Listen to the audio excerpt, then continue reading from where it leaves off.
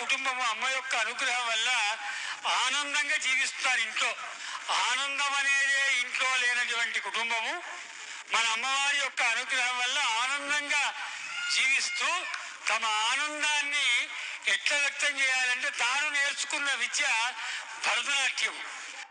Bharatanatya సేవాం అవధారయా.